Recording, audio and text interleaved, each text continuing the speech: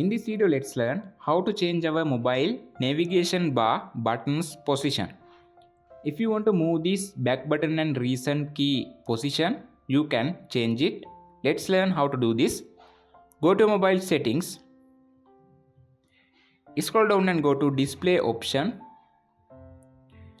Scroll down this page. After you can see this navigation bar option, click on it. In here you can see I already enabled buttons method. You can click on this more options button. In here you can change your button order like this. I can select this second one. You can see our recent key and back key going to change.